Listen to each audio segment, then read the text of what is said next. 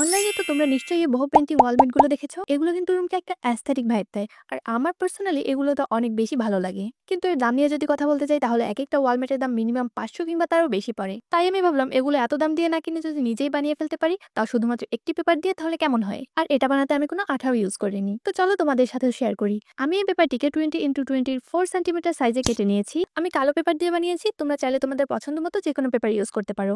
এরপর আমি পেপারটির চারপাশে 1 সেন্টিমিটার করে মোট 4 সেন্টিমিটার দাগ দিয়ে নিয়েছি। আমি মূলত এই পেপারটা দিয়ে ওয়ালমেটের ফ্রেমটা বানাবো। এটা বানানো অনেক ইজি। তোমরা আমার দেখানো প্রসেস ফলো করলেই খুব ইজিলি এটা বানিয়ে ফেলতে পারবে। দেখো, ফ্রেম তো মূলত কাঠ দিয়ে বানানো হয়, কিন্তু আমি পেপার দিয়ে খুব সহজে আঠা ছাড়াই তোমাদের এই ফ্রেমটি বানিয়ে দেখাচ্ছি। তোমরা তোমাদের রুমকে অ্যাস্থেটিক করতে এটা কিন্তু তোমাদের পড়ার টেবিলের উপরে সাজিয়ে রাখতে পারো। উফ, ফ্রিতে কত টিপস দিয়ে দিলাম। এত সুন্দর টিপসের জন্য আমার চ্যানেলটা তো তোমরা সাবস্ক্রাইব করতেই পারো। আমার চ্যানেলে নতুন হয়ে থাকলে এখনই সাবস্ক্রাইব করে দাও, আর যদি পুরনো হয়ে থাকো তাহলে লাইক কমেন্ট করতে ভুলো না। দেখো, কথা বলতে বলতে ফ্রেমটা বানিয়ে ফেললাম। এটা বানাতে কিন্তু বেশি সময় লাগে না। এরপর আমি এর ভিতরে পেইন্টিংটা করব। তো এই জন্য আমি 10x12 সেন্টিমিটার একটি সাদা কাগজ নিয়েছি। আমার কাছে যেহেতু রং নেই তাই আমি এই সাইন পেন গুলো দিয়ে এই আর্টটা করব। একটা ক্রাফটারের কাছে রং নেই? আরে থামো, আমার বাসায় একটা পিচ্চি আছে। ও এগুলো নিয়ে খেলতে খেলতে হারিয়ে ফেলেছে। ও, তাই বলো।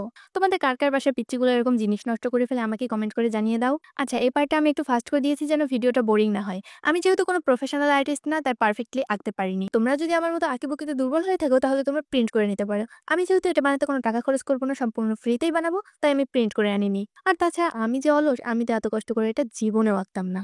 এটা আঁকতে আমার 15 মিনিট সময় লেগেছে। দেখো কত সুন্দর আর্ট করে ফেলেছি। নিজের প্রশংসা নিজেই করে। যখন কেউ তোমার প্রশংসা করে না তখন নিজের প্রশংসা নিজেরই করতে হয়, বুঝছো? এরপর আমি পেইন্টিংটাকে ফ্রেমের ভিতরে রেখে দিলাম।